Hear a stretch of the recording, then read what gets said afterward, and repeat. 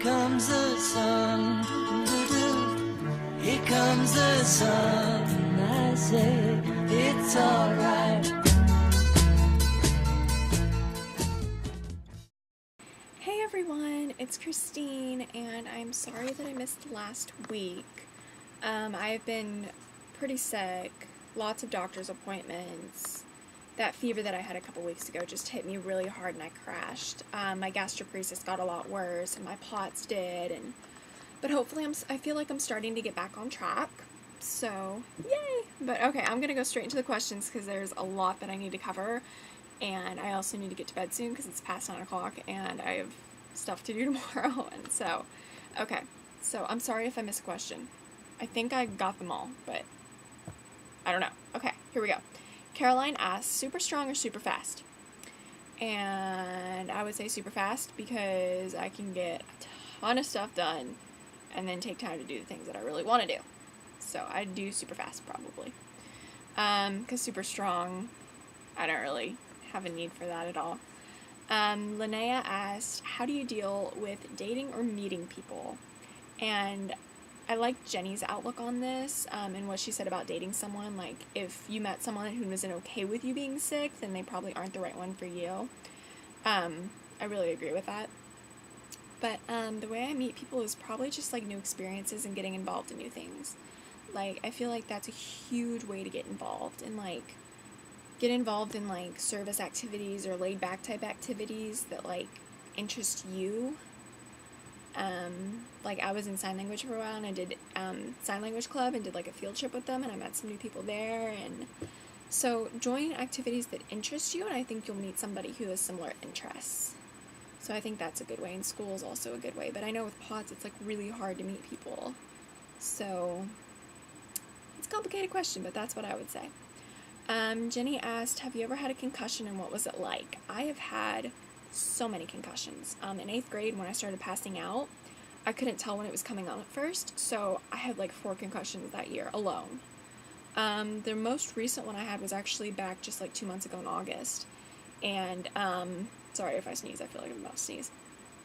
But I had one in August, and I fell down the stairs, and it was terrible. I was irritable, I couldn't concentrate, I would forget things, like I was having memory issues, and that was terrible. I feel like I've healed from that, but I had to request off work for a while because that was miserable.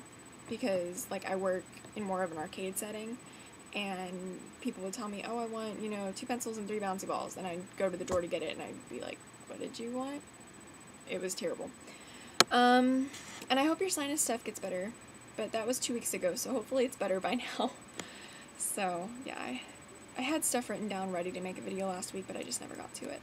Rianne asked, plans for the future, and do you worry about how being chronically ill can impact that? And yes, I worry about that a lot, actually. The whole idea lingers in the back of my head, especially with college coming up and having to pick majors. I want to do elementary education. That is my life goal. I'd love to be an elementary education teacher. However, first off, I have an immune problem, so I'd get sick literally all the time. Secondly, can I handle the hours? So that's what I really want to go into, but the other things I'm considering are child life. I'm thinking about doing a pharmacy tech class so that I can work that kind of through college to help pay for college, and then I was also thinking physician's assistant, which would require 2 extra years of medical school. So those are all the things I'm thinking about, but definitely I worry about my future and how having dysautonomia is going to affect that, because at first I was told, oh, you'll grow out of your dysautonomia probably, but they told me I'd probably grow out of it by my senior year, and I haven't, so it looks more and more like I'm going to be dealing with this on and off my entire life. So yeah, that definitely does worry me, because I go to work now and it's just like, it's hard for me to handle. In fact, I put in my 2-week notice today, actually, because for right now I figure I need to focus on school, and my health, but it worries me, because it's like, can I really handle working a full-time job, and can I really do what I really want to do with my life? So that is definitely a worry in the back of my head. And then Jenny asked, this past Sunday, what are you doing for Halloween, and what are you going to be? And I have no idea yet. Normally we like, my friends and I do sleepovers and scary movies and candy, and it's a lot of fun. But that's normally when Halloween's been on a weekend the past couple years, or like near a weekend. So I don't know what we're gonna do this year, and I have no idea what I'm gonna be. I love being princess. I'm always a princess. I love being princess for Halloween, because I want to be a princess at Disney World. So I just feel like that works really well. But yeah, so I'm not sure yet. Actually, I'll get back to you on that one. We'll find out what I'm doing. Caroline asked, "What is your favorite current song?" As Long As You Love Me, Justin Bieber. I never really liked Justin, like, I did because I worked at this one little kid's salon, and, like, we listened to it all the time, so I liked him enough, but he wasn't my favorite, and now I'm just like, oh. And at first I found that song really annoying, but now I love it. As long as you love me. I can't sing, but yeah, I love that song. Love it. And I love the little rap part, like, I know it by heart now. I won't do it, but I love, like, rapping. That's the one thing a lot of people don't know about me. I love rapping. Like, learning raps to songs and, like, being able to, because I'm actually really good at it. But yeah, okay, anyway. Rihanna asked, what does your room look like? It is a mess right now, ignore the mess. I have a loft bed up there, you can see that. And I have a shelf up there, too, with, like, a lamp and my medicines on it. Then my couch is behind me. And then to this side, we have a dresser and a computer and a bookshelf and a door. And then if you keep turning, you have my closet, messy, and then my window, and that's my room. So I might do a better tour of it some other time, but that was a quick little tour. Okay. I have a loft bed, though. I love my loft bed. It's not smart for pots, because I've fallen down my loft bed, like, ladder a lot, and that's how I've gotten back injuries and fractured a rib, and it's not smart having a loft bed if you have pots. It's not smart, but I do it anyway. And this couch behind me pulls out into a queen-size bed, so that's very handy when I can't climb up there. That's actually the reason we got it, because I really wanted it, because I was passing out, and I felt like I needed something, so it was my Christmas present one year.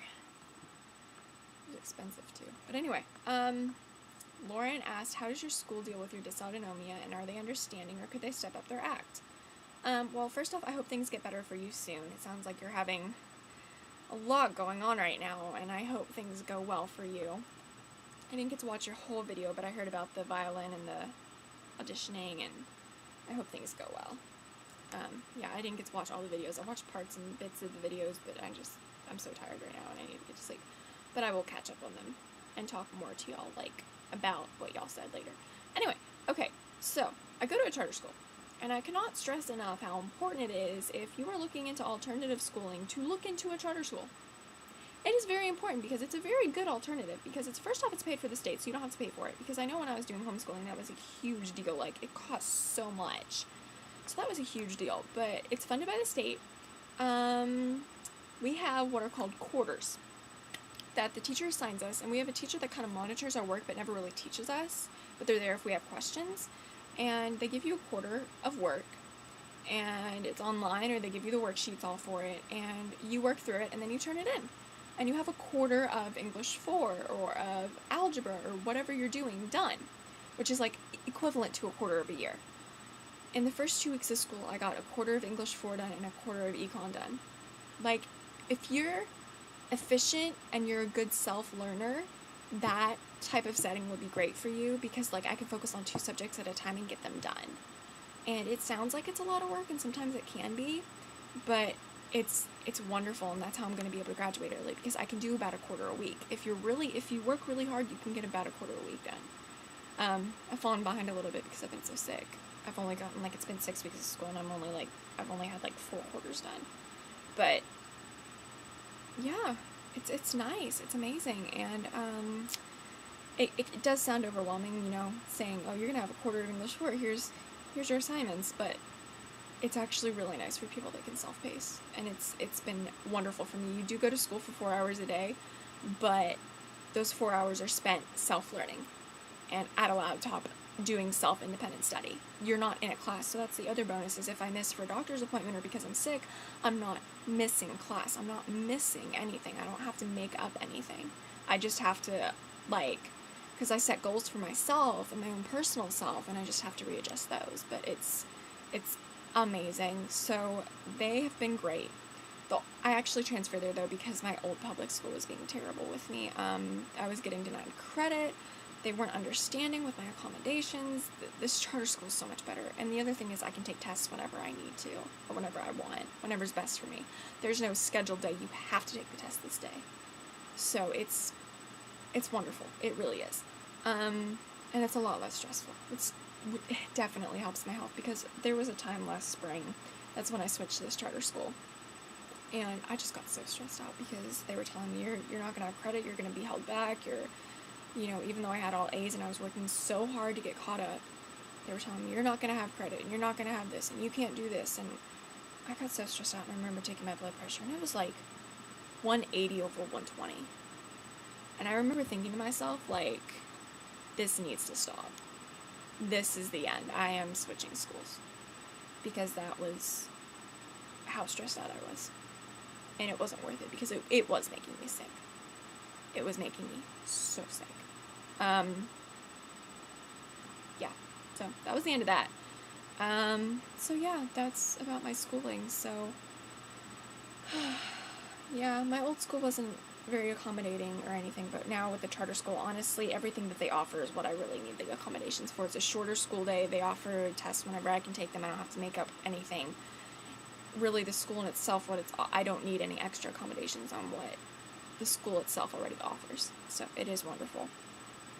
So that's my schooling situation. I told you all at the beginning of the video, I think that was all the questions. If it wasn't, I will definitely get caught up, but I think that was all the questions. I said in the beginning, lots has been going on, and I did kind of have a crash. I put in my 2 weeks notice for my job, but I'd rather do that than get terminated because of absences. I'd rather put in a 2 weeks notice now and end with the company on a good note and be able to be rehired if I want to go back to the company, than be fired. But this week has just been doctor's appointments and IV fluids and more tests and doctor's appointments, and everything's been terrible. My gastroparesis. Last weekend I was in so much pain. I was up all night throwing up, and it was just, sorry if that's too much information, but I was miserable. The pain was terrible. So yeah, that really scared me, because I've had SMA syndrome before, and it kind of felt like that pain, and I was just it was miserable. So yeah, this whole past 2 weeks has been a blur, but hopefully I'll get better soon, because a lot of things are coming up for me. College applications, the ACT, I'm trying to get all the schoolwork done, because I am behind on my personal goals, because I want to get done by December. I have plans with friends the next couple weeks, and then I have homecoming next Saturday. I'm going to my public high school's homecoming, which it's not really my public high school anymore, because I don't go there, because charter school doesn't offer a homecoming. So I'm going, my friend is sponsoring me and taking me as her date. So I'm going there. So I think it'll be fun. So that leads me to my question. Are you guys going to homecoming? Do you have homecoming? Do you want to go to homecoming? Have you gone to homecoming? Just in general, homecoming. Are you going? Did you go? Did you have fun? Yeah, what are your feelings on homecoming? So that is my question, and I think I covered everything. And I'm sorry this video is kind of rushed and everything, but I need to get to bed. So yeah, I have to get up at 8 o'clock tomorrow. So, and Potsies need their sleep. It's very important for Potsies to get their sleep. So, okay, I will talk to y'all next week, and I will get better caught up, and hopefully my life will start getting more stable and I won't be so sick. So, yay, and I hope everyone's doing well. I will talk to y'all next week.